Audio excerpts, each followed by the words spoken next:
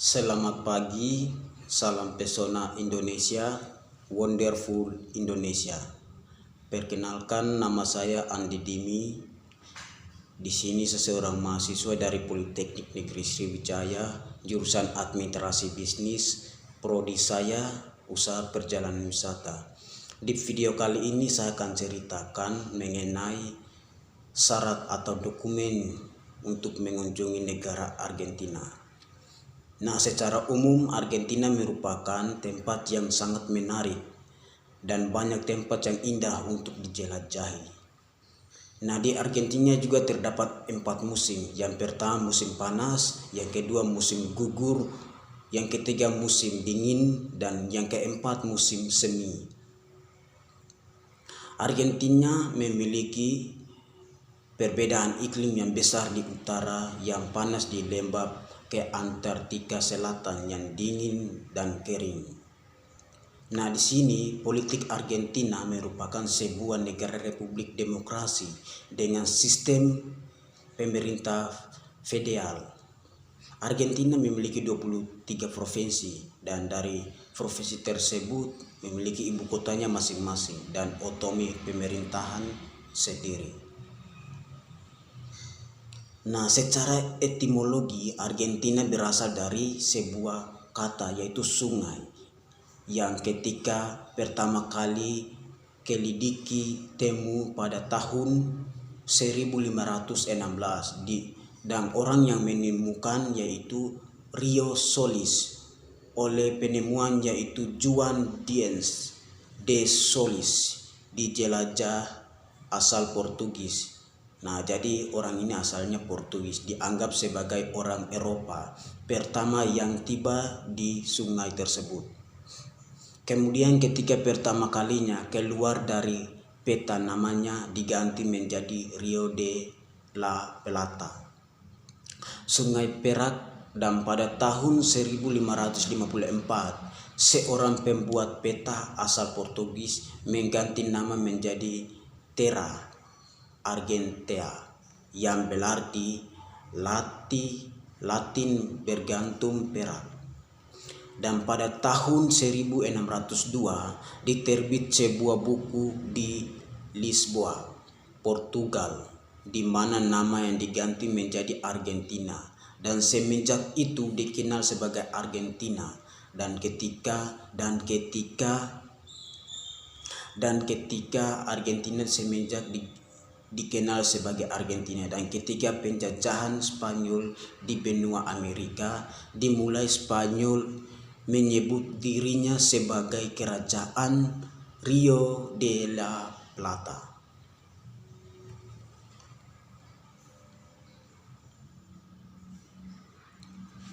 Nah, di sini kondisi tanah dan laut di Argentina.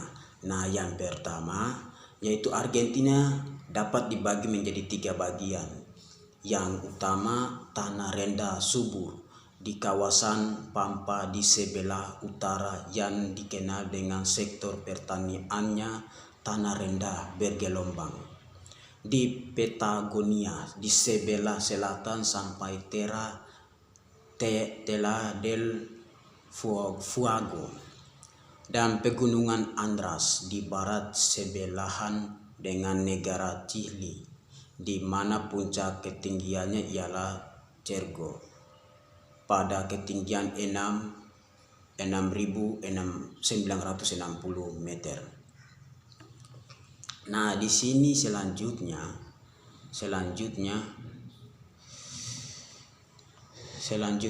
ekonomi. Nah, di sini di Argentina merupakan ekonomi yaitu bisa mencapai 586 US dollar juta itu pada tahun 2016. Kalau di tahun 2017, 18, 19, 20, 2021 kurang tahu juga apakah meningkat atau makin merendah. Selain itu, sumber kekayaan alam yang berlimpah Argentina juga didukung sebagai SDM terdidik, sektor pertanian yang berpotensi pada sektor, serta potensi industri yang maju dan cukup variatif. Kekuatan nama industri dan ekspor terganti terletak di sektor pertanian, peternakan seperti kedelai, daging sapi, jagung, anggur, bunga matahari, dan gandum. Persyaratan untuk memasuki negara Argentina yaitu pasti secara umumnya yaitu pasti kita membutuhkan namanya visa. Nah, visa adalah salah satu dokumen yang menjadi alat bukti diizinkan seseorang untuk memasuki suatu negara.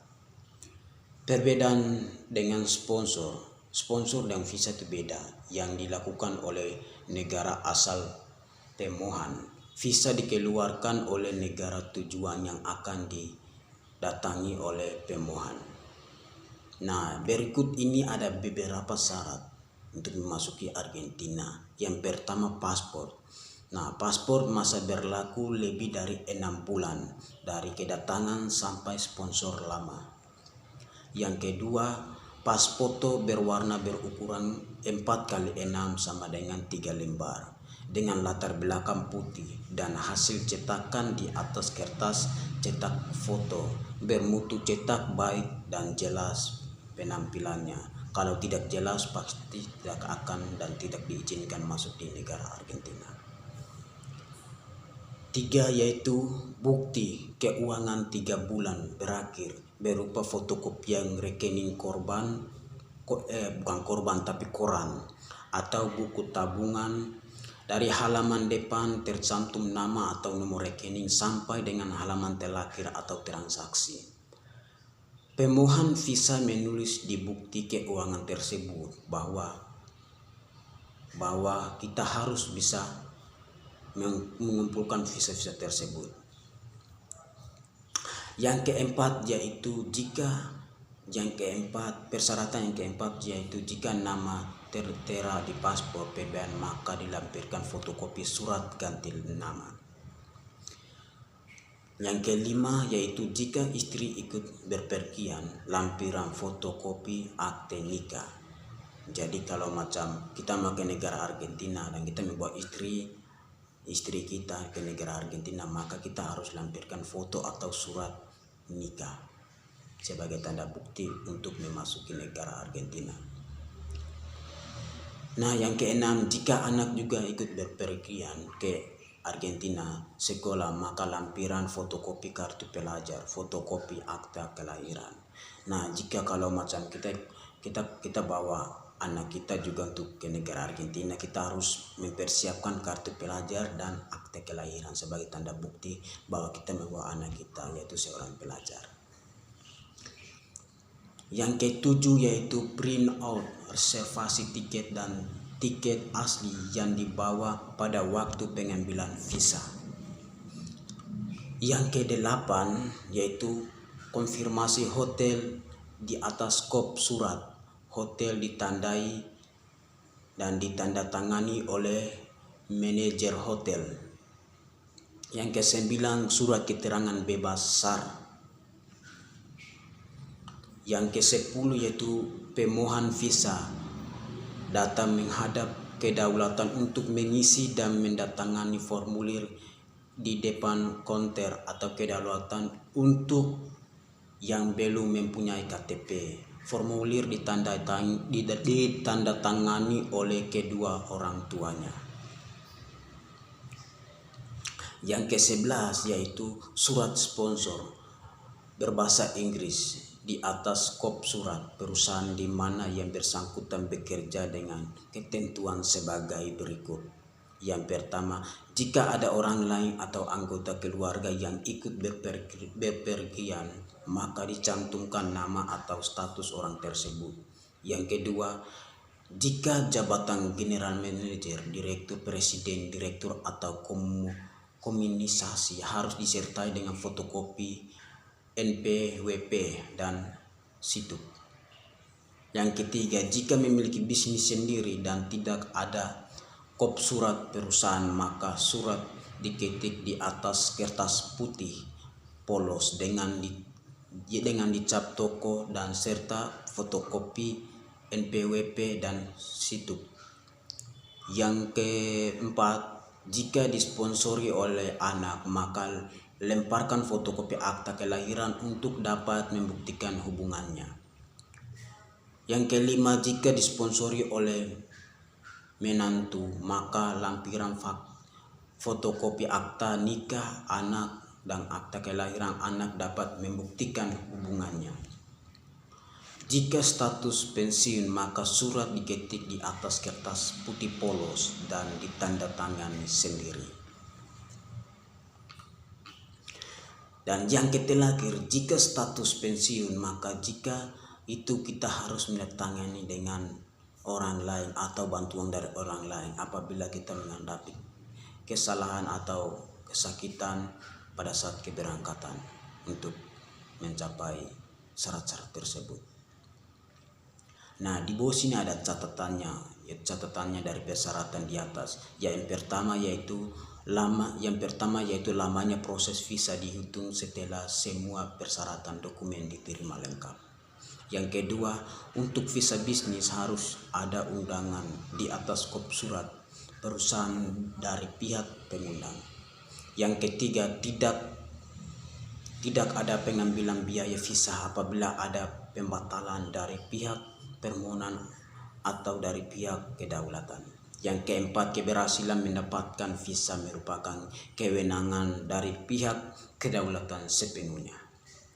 Yang kelima, harga visa dan persyaratan dokumen dapat berubah sewaktu-waktu tanpa memberitahukan terlebih dahulu sesuai dari kedaulatan. Dan yang keenam yaitu untuk foto mohon memperhatikan sertifikasi foto. Nah, di bawah ini ada beberapa spesifikasi foto. Yang pertama itu foto terbaru dari 6 bulan terakhir berwarna dan tampak muka 8% dan ekspresi ukuran foto 35 meter kali 45 mm yaitu sebanyak 2 lembar. Yang kedua yaitu harus jelas, terang dan ambil dari latar belakang putih atau warna terang lainnya. Jika foto Anda digital, pastikan jika Anda berubah apapun. Yang berikutnya, wajah Anda harus sejajar dengan kamera dengan ekspresi netral yang tersenyum atau cemberut dengan mulut tertutup. Yang berikutnya, diperbolehkan menggunakan kacamata minus atau plus selama mata Anda terlihat jelas. Pastikan bingkai kacamata tidak menutupi mata. Kacamata gelap tidak diperbolehkan. Nah, yang berikutnya yaitu memperoleh menggunakan rambut palsu. Diperbolehkan menggunakan rambut palsu atau rias wajah jika tidak menyamarkan penampilan Anda sehari-hari. Yang berikutnya, jika Anda harus memakai penutup kepala untuk alasan keagamaan, pastikan wajah Anda tidak tertutup atau tersamar. Yang berikutnya, ukuran foto 35 mm kali 35 meter. Yang berikutnya, foto harus menunjukkan bagian depan kepala secara menyeluruh dengan wajah di tengah dan menunjukkan bagian atas bahu Anda. Yang berikutnya, ukuran kepala Anda dari atas kepala sampai dagu harus di antara 31 meter dan 31 mm. Jika foto Anda tidak memenuhi syarat, Anda harus menyediakan foto baru sebelum aplikasi Anda kami proses. Nah, selanjutnya berikut ini ada beberapa visa bisnis yang apabila Anda mempunyai bisnis dan jalan ke Argentina, yaitu dari Argentina pasti mereka akan memberikan catatan, yaitu seperti yang pertama, apabila terjadi pembatalan dari pihak penumpang atau visanya, ditolak, maka dari itu besarnya biaya visa tidak dapat. Yang kedua, besarnya harga visa sewaktu-waktu dapat bisa berubah tanpa adanya pemberitahuan terlebih dahulu. Yang ketiga, syarat-syarat visa dapat bisa berubah sewaktu-waktu sesuai dengan perintah dari kedaulatan. Yang keempat, keberhasilan untuk mendapatkan visa merupakan hak atau wewenang pihak dari kedaulatan sepenuhnya. Nah, berikut ini dan selanjutnya, berikut ini juga saya ambil dari dari Wikipedia, berita dari Wikipedia bahwa ada beberapa aturan yang sudah diketatkan di Argentina, yaitu yang pertama yaitu kuda harus bertopi. Nah, pertama di bawah ini Argentina ada peraturan yang meningkatkan kuda. Pada saat siang yang terik, Anda kebetulan melihat kuda tak bertopi sebagian besar ke kantor polisi, karena peraturan harus dilindungi dengan topi saat cuaca panas. Jika tidak parah memiliki kuda bisa dikenai hukuman. Jadi kalau macam kita tidak memiliki kuda atau tidak memakai topi, maka kita akan dikenakan hukuman oleh para penjaga di Argentina. Yang kedua, larangan minuman alkohol saat pemilu. Jika kebetulan Anda berlibur ke Argentina, jangan harap menemukan minuman beralkohol pada hari pemilihan umum. Meskipun Anda, namun tetap Anda tidak bisa membelinya. Jadi pada saat pemilihan umum, mereka sudah larang untuk menjual minuman alkohol. Dan apabila Anda membeli minuman alkohol, maka Anda dikenakan sanksi yang sangat besar. Peraturan ini juga berlaku agar peraturan masyarakat menggunakan kesadaran sepenuhnya saat memilih calon pemimpinnya. Jadi walaupun Anda tidak ikut pemilu, pilih saja jas atau calon jika tidak ingin melanggar peraturan. Nah, yang ketiga, dilarang ciuman di tempat umum. Mungkin sudah jadi kebiasaan di masyarakat untuk menunjukkan keharmonisan di tempat umum, karena sudah makin banyak yang dilakukan, akhirnya dibuat satu peraturan mengenai hal itu. Dilarang ciuman di tempat umum selama di Argentina. Nah, pada saat kamu di Argentina dilarang ciuman di tempat umum. Kacau juga. Banyak kota yang sudah menerapkan peraturan ini agar pemandangan tempat umum lebih nyaman dilihat tanpa ada pasangan yang memamerkan remonisme berlebihan. Nah, yang keempat, larang menggunakan kasur dari bulu. Hal ini dilakukan karena peraturan kasur tidak boleh diperbuat di depan umum. Busa oleh kapuk oleh bulu angsa jangan.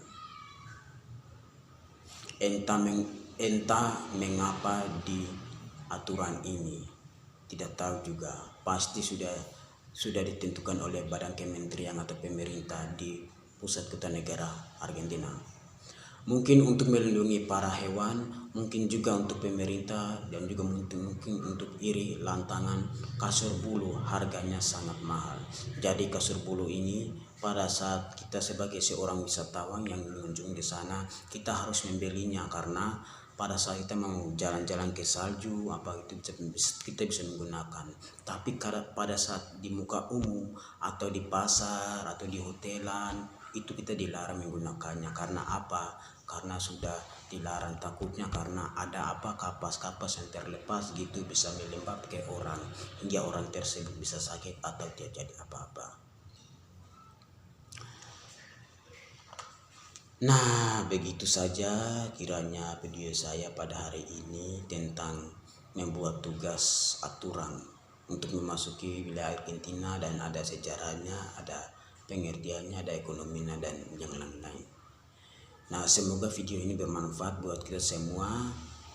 Dan apabila ada salah kata dan kurang jelas saya sampaikan, saya mohon maaf karena itu sebagai manusia biasa. Salam pesona Indonesia, wonderful Indonesia.